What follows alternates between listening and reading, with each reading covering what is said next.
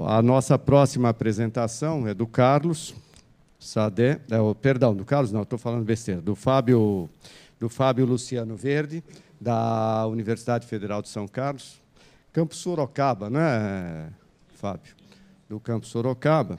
Isso aqui dá a impressão de que o Toró estava dizendo que quem que é a NHK, né, está com o monopólio das câmaras de 8K. Daqui a pouco a Federal de São Carlos vai ficar com o monopólio de OpenFlow aqui, né? Só dá o pessoal da Federal de São Carlos falando de OpenFlow. Então, o Fábio vai falar de Home Network Management e esse OpenFlow. Então, bem-vindo, Fábio. Valeu, Lopes. Valeu pela apresentação. Eu vou apresentar um pouquinho para vocês do que a gente está especulando lá em Sorocaba. E, na verdade, sai um pouco fora aí do que a gente vem discutindo, de grandes data centers, que também eu tenho interesse, mas eu comecei a especular um pouquinho o uso de OpenFlow dentro de redes domésticas, com um aluno de iniciação científica, o Renan. E, bom, a gente é um trabalho em andamento, é um trabalho que a gente já tem alguns resultados, e é aquela frase que o Manuel falou, é o risco de talvez dar certo, mas é uma brincadeira que está sendo bem legal.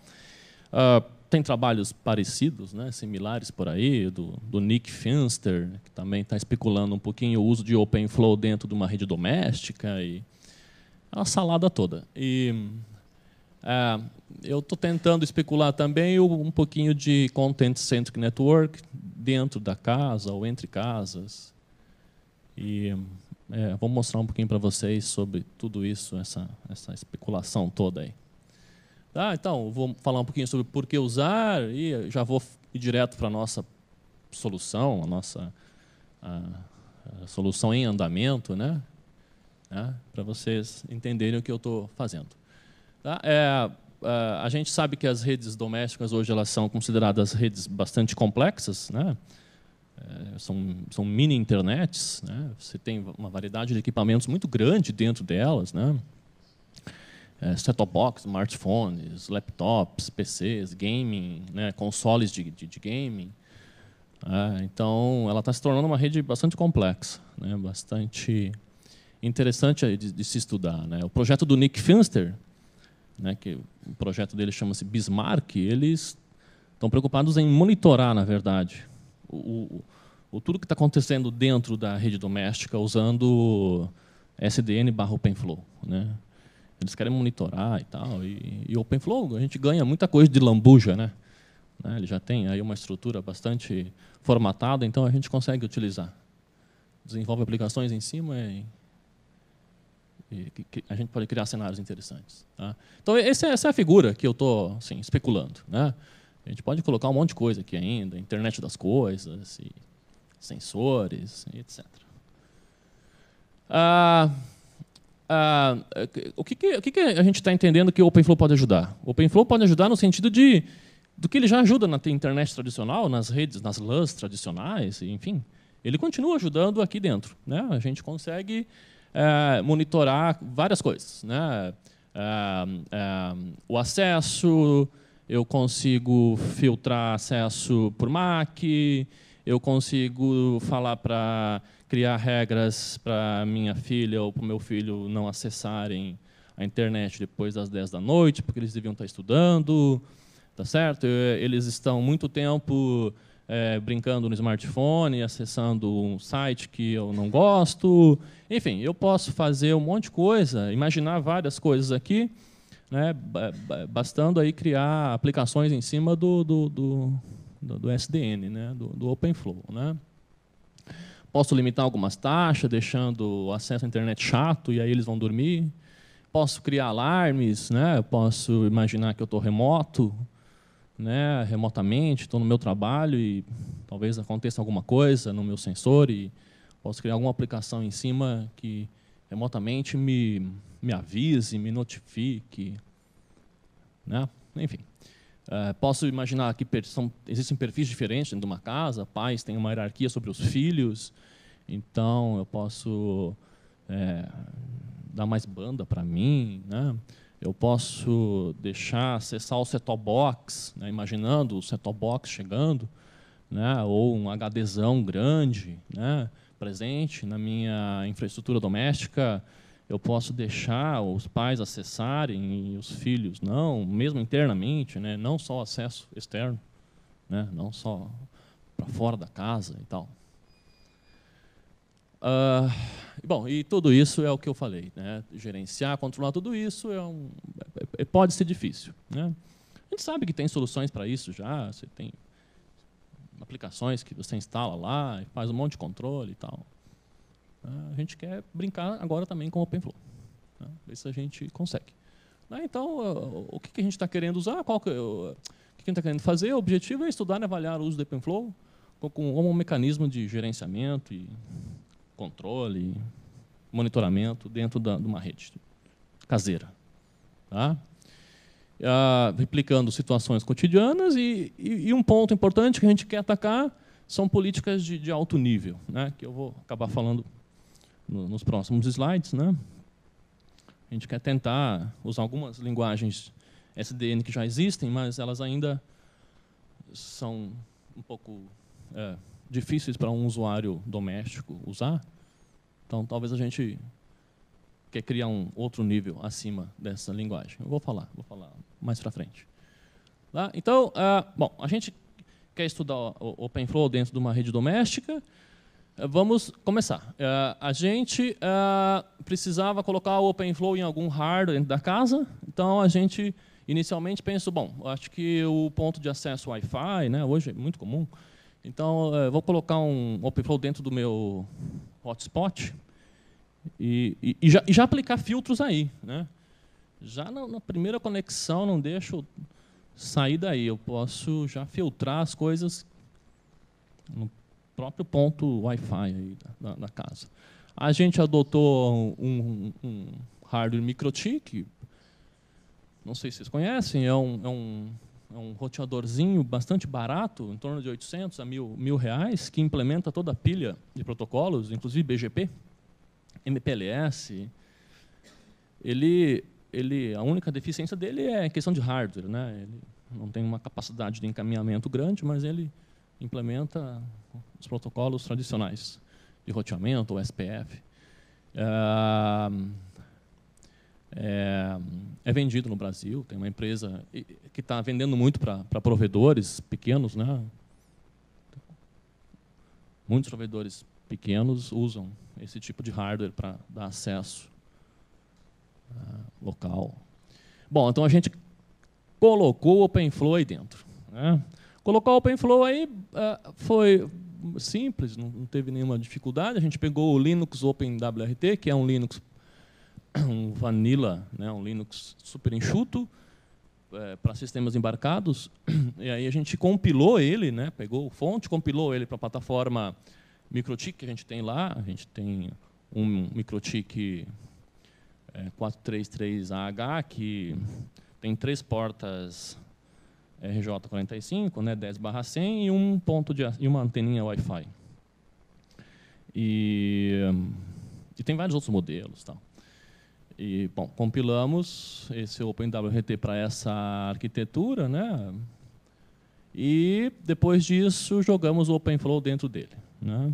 Isso é muito parecido com aquele projeto Pantou, né? Quem olha lá o site do OpenFlow, o Pantou é um projeto que faz coisas parecidas, só não com MikroTik, né? Usa lá TP-Link, enfim, tem algumas imagens lá semi-prontas. Bom, isso gera uma imagem que a gente até disponibilizou, o pessoal que quiser usar isso. E a gente chamou isso de MikroFlow, né? MikroFlow, MikroTik mais OpenFlow. Então tá. Aí, com isso, a gente agora tem um cenáriozinho simples de OpenFlow lá no hotspot, lá no ponto de acesso, onde a gente já fez alguns testes de filtragem, de políticas, né, de bloqueio, allow, essas coisas, né, que vocês conhecem.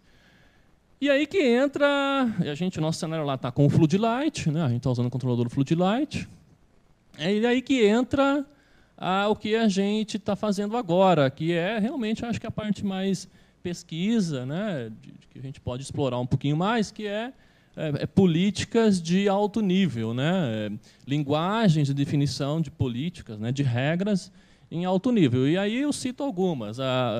A Frenetic, né, que o pessoal lá da Jennifer Rexford de Princeton, né, tem trabalhado, né, que é a que a gente está olhando mais. Então, ela permite você definir padrões de pesquisa, né, é uma espécie de SQL, né, já em alto nível, que abstrai aqueles comandos do protocolo OpenFlow, né. Ela se integra basicamente com o Knox, né, mas, enfim, você pode fazer aí qualquer mapeamento, qualquer outro controlador. E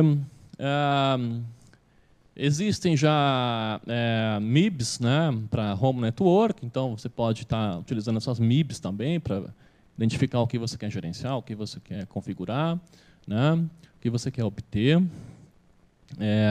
Aqui tem a sintaxe, né, os padrões que a Frenetic suporta, então você pode fazer selects, where, isso lembra muito o SQL, né?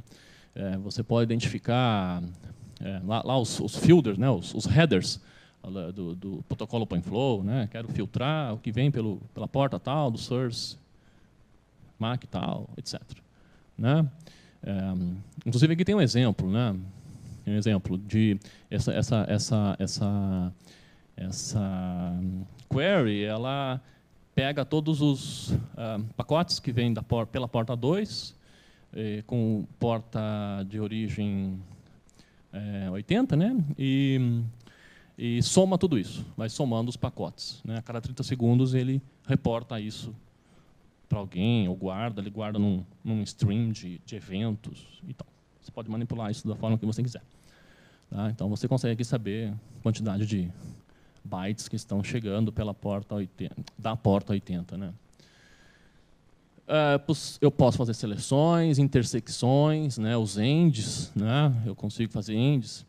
Quero fazer isso e aquilo. Posso fazer ORs, né? Uma linguagem que incorpora essa ideia de lógica, né? Posso fazer NOTs, né? Quero isso, não aquilo, né? Posso agrupar pelos headers, né? Enfim, eu posso fazer bastante coisa com a linguagem. A linguagem é bem interessante. A gente está, na verdade, agora baixando o runtime dela para entender como a gente gera uma configuração mesmo e aplica ao OpenFlow, né? Então, você define sua regra considerado alto nível e você reproduz isso em comandos OpenFlow. Mas, bom, a gente, voltando agora para o nosso cenário, a gente está pensando em redes domésticas com usuários que não conhecem muita coisa, então a gente tem que fazer alguma, talvez, ou aplicação aqui em cima, enfim, trabalhar um pouco em linguagens mais amigáveis, ou própria interface. Né? Eu andei olhando o OS3E, inclusive ontem dei uma olhada nele, ele pode ser um candidato. Aí. Tem a Snack, que também é uma interface interessante. O Snack é um subprojeto lá do OpenFlow, né? Se vocês entrarem lá, vocês vão ver. Ela é um controlador / interface gráfica, né? Já mais amigável. Pode ser usada também, não tem problema. A gente está na fase de especular essas coisas. Entender o que é melhor para tudo isso. Né? O projeto Bismarck, eu coloquei um slide sobre ele está fazendo uma coisa que é muito parecida. Né? Eles usam o Knoxbox. Né? O Knoxbox é uma caixinha, né? Que tem o Knox, tem o OpenFlow e tem um kernelzinho do Linux lá dentro, é usado assim para você experimentar coisas. Né? E eles usam pontos de acesso sem fio, bem parrudões. Né? Aqui eles falam Wi-Fi a 600 megabits, né? Pelo menos a especificação fala isso. E do lado cabeado, eles falam a gigabit. Então, o projeto Bismarck, que é o projeto que também está estudando isso, e mais voltado para o lado de performance, eles estão usando esses equipamentos aí para brincar. Também um pouco de especulação que a gente quer fazer. Na verdade, o Renan é um aluno de iniciação científica que eu estou querendo que ele fique para o mestrado, né? mas ele é daqueles alunos que, às vezes, quer fugir da gente. Mas eu queria especular um pouco, né, Content-Centric Network e OpenFlow, né, fazer roteamento por proximidade entre casas, com base no nome, né, com base no hash do nome, e trazer o conteúdo que está mais próximo de mim. Eu quero ver como o OpenFlow consegue me ajudar. Tá? Eu consigo rotear nisso, consigo inserir isso lá embaixo, no switch. E uma coisa que eu não falei, mas acabou aparecendo aqui, eu preciso falar, é o próprio DPI, né, que eu posso fazer lá atrás também, não só por portas, mas posso estar querendo olhar o conteúdo que as pessoas da minha casa estão acessando e criar soluções interessantes de bloqueio ou de reroteamento do tráfego e tal. Bom, isso é especulação, tá? Isso faz parte de uma pesquisa que a gente está iniciando agora, né? E não fizemos nada ainda nessa linha, apenas estamos lendo coisas, né? Podemos concluir que isso não serve para nada e podemos parar em qualquer momento, ou podemos continuar e achar que vai ser interessante brincar um pouco com isso e, enfim, quem sabe no próxima reunião eu trago algum resultado sobre isso ou não. Bom, em resumo é isso, tá? É isso que a gente quer. Mapear regras criadas para o dispositivo OpenFlow, focar, estudar numa rede doméstica inicialmente, né, com todo aquele cenário, definir suas políticas, né, de hierarquia, né, pai, filho, eu posso tentar priorizar coisas aí dentro, né, estudar e definir essas linguagens de alto nível, né, será que a gente consegue definir uma linguagem mais alto nível do que a Frenetic, né? E concluindo a apresentação, né, a gente tem esses testes que eu mostrei para vocês com o MikroTik, né, são testes que a gente já fez funcionar, está tudo certo. Agora a gente está estudando as áreas de linguagens. Essa área de Home Managed Network é super nova, é bem recente, tá? O pessoal está se voltando agora para dentro de casa, tentando entender se ele pode ser um elemento útil ou não, né? E a gente entende que tem várias coisas para serem pesquisadas ainda, para serem compreendidas, né? A gente consegue entender um pouquinho mais esse cenário. Tá bom? Era isso. Era isso que eu tinha para falar. Tá? Esse trabalho que a gente está em andamento. Muito bom. Eu vou, antes de dizer que nós temos 1 minuto para perguntas, né, que a gente sempre é incrível, né, muda, a gente está adiantado, atrasado, tem um apresentador, outro, o tempo que sobrou foi sempre 1 minuto por definição. Mas antes desse minuto, eu vou aproveitar a minha prerrogativa de apresentador aqui e fazer uma pergunta relativa ao seguinte: você estava fazendo essa apresentação aqui sobre Home Network, e eu estava pensando numa situação que me parece talvez paralela ou muito parecida, que é a situação de um escritório numa empresa, onde hoje você não tem pai e filho, mas você tem diferentes funcionários com diferentes direitos de acesso a coisas dentro da empresa, e hoje tudo isso é feito na camada de aplicativos, né? Tudo isso aí é feito na camada 7, quer dizer, tem um custo brutal. E você acha que dá para fazer isso daí no OpenFlow, na rede? Acho que sim. Acho que é mais um cenário de aplicação. Não vejo nenhum problema. Acho que sim.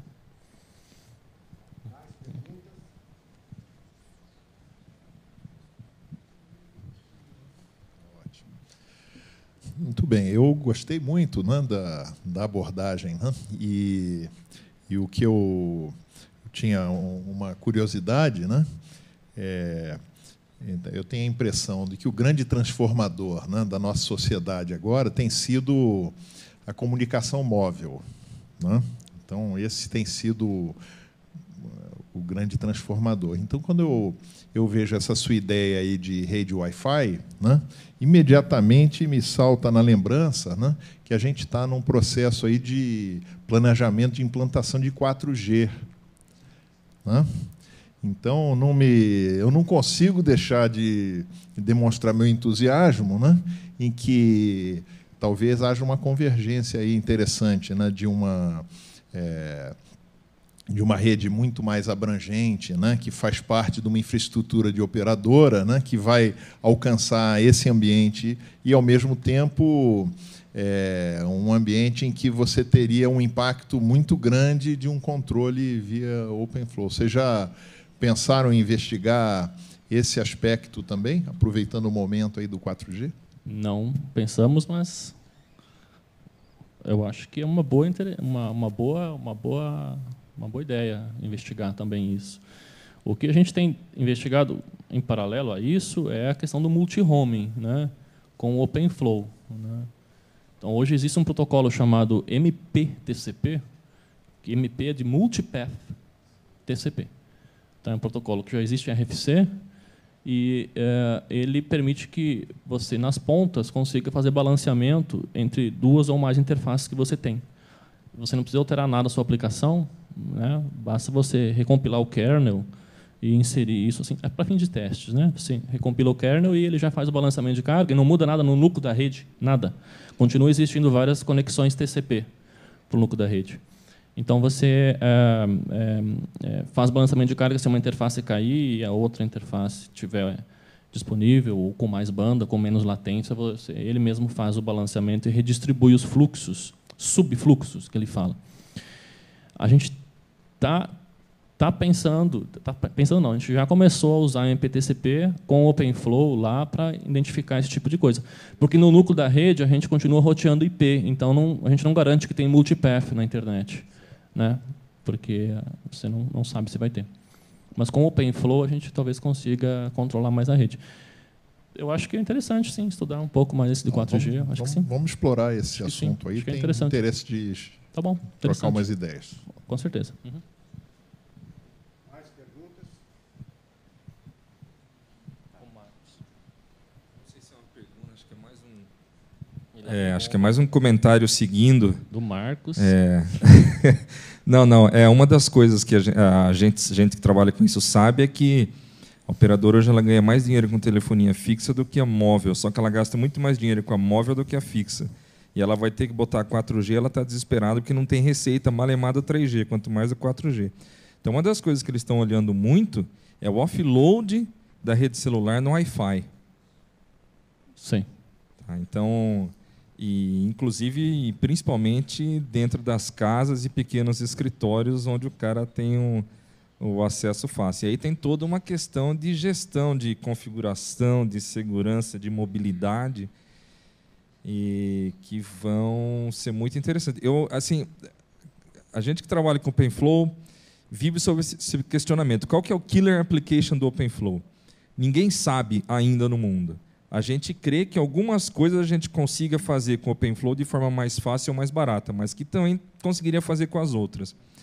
Agora, tem algumas coisas que parece que o OpenFlow acaba se destacando ainda mais, que é a possibilidade de você trabalhar com fluxos individuais, onde o fluxo é muito mais do que 2 ou 4 campos do cabeçalho.